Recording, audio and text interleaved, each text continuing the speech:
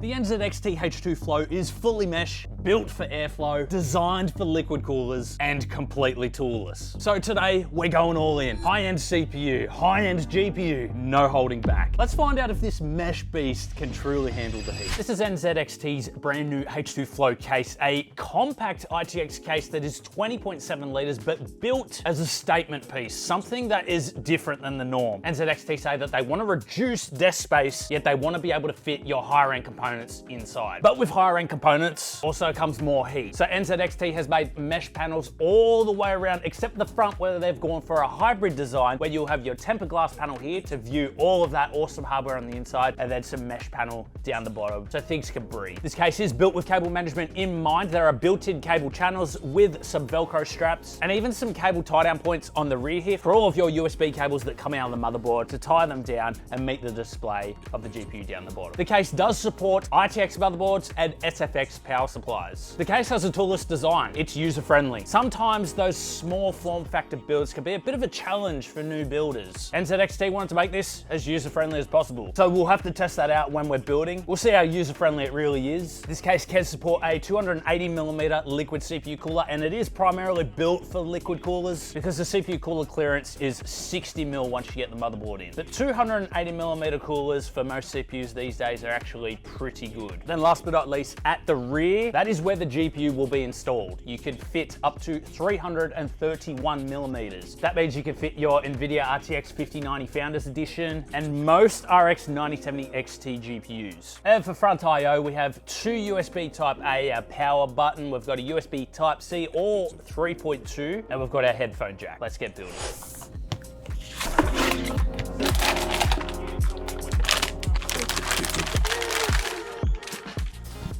Our motherboard today is the ROG Strix X870i gaming Wi-Fi motherboard. I've got a few ITX motherboards on hand, however, this particular motherboard has a lot of the features that I'm after. We actually have two 40 gigabit per second USB Type-C ports, a 10 gig one, and then we have lots of USB Type-A 10 gig as well. It's also got built-in Wi-Fi, so if I want to take my little mini PC on the go, if I've got to edit somewhere, say I'm at PAX or Computex or CES, I can take the PC, use the Wi-Fi, so it makes it nice and handy for when I'm out and about. It's also got plenty of built-in NVMe support, which of course we're going to go with because NVMe's will speed up our workflow.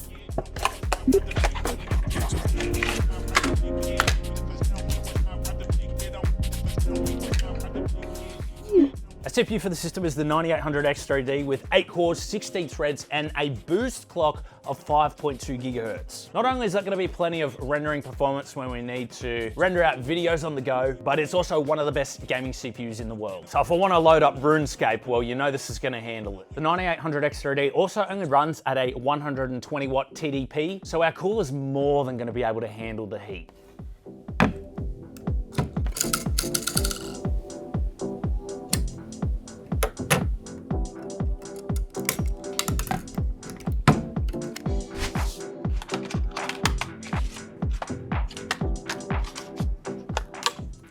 My choice of NVMe today is the Crucial T700 Pro. It is a 4TB Gen 5 drive with read and write up to 12,400 megabytes per second. I want to keep this build compact, clean, the least amount of cables as possible. So if I could just slot this into the motherboard, not worry about any SATA cables or anything like that, get the most amount of speed and capacity possible, well, it's going to be an NVMe that will achieve that.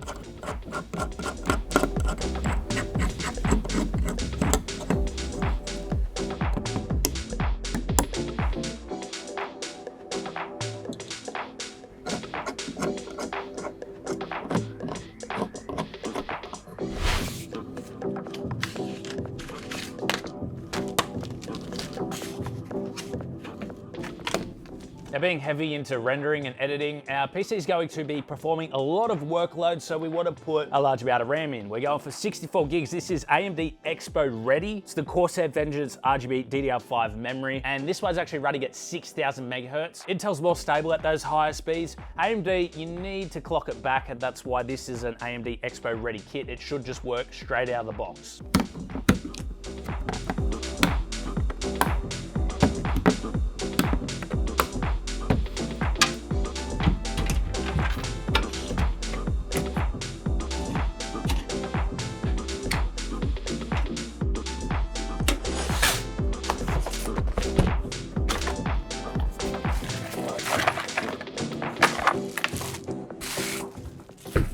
The two included fans at the top of the case, they're actually not RGB. So I was thinking, let's add some subtle RGB lighting, some better performing fans in there. So we've got the NZXT F240Xs. They also come in the 280mm version. I may even put those on the 280mm cooler just to make them match. But these actually come pre-installed as one single frame. So you actually buy them as a 240. They don't come apart.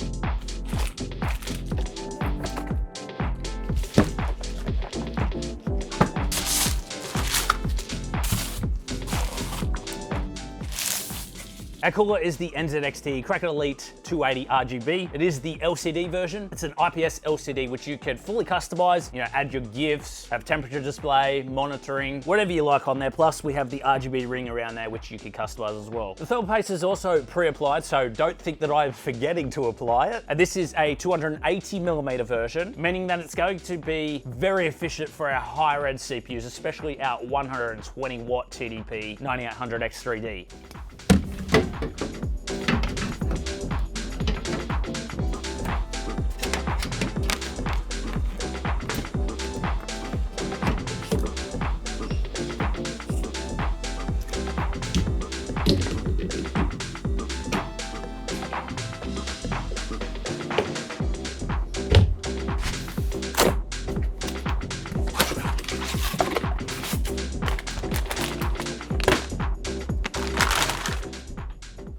The graphics card was actually an extremely tough choice because 331mm sounds like a lot of clearance. However, majority of graphics cards with the aftermarket coolers, you got your Strixes, your Astrals, the Masters, all of those are beyond that measurement. So they actually won't fit inside this case.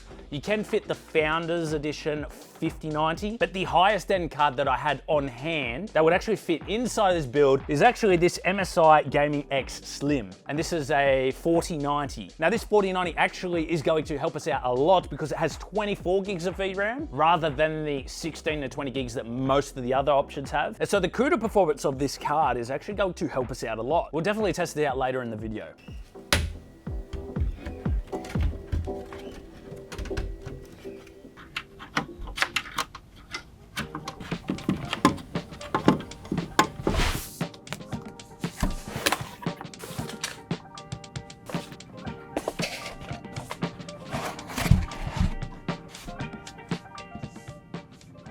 This is the brand new C850 from NZXT, an SFX power supply that they're releasing with their case. They want to put out a higher end model so that users can use their SFX power supply with the case and populate their build with higher end specs. To give you guys an example, it is ATX 3.1 and they have the new 12 volt 2x6 headers, 2 of them included, and these headers replace the old 12 volt high powered headers which were burning up graphics cards. They have bigger sensor pins, meaning that they can sense when a cable is loose and therefore they won't provide the full 600 watts of power, which was burning up graphics cards. It will only do it when they're plugged in correctly. So it's much safer, not only from causing a fire, but from saving your GPU as well. Now at full load, this power supply only operates at 25 to 30 decibels. However, there is a 0 RPM smart fan mode where when it's operating at around 30% efficiency, the fan will not kick in until it reaches that. It's fully modular and it has 10 years warranty, so they're very confident in this product.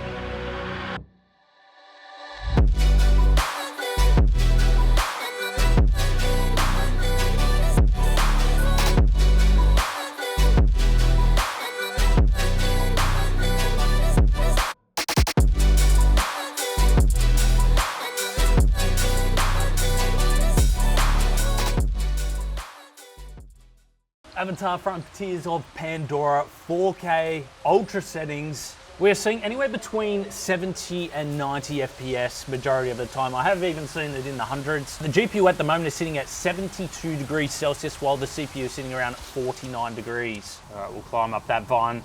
Get up the vine. Man, look at the details in this game. It looks incredible. Imagine if our forests looked like this. All the plants had like neon lighting and everything. It looks so cool. All the way up to about 96 FPS. I'd say about 90 FPS on average. 74 degrees on the GPU, CPU 49 degrees. Doing the Dark Ages 4K Ultra Nightmare mode. Let's go.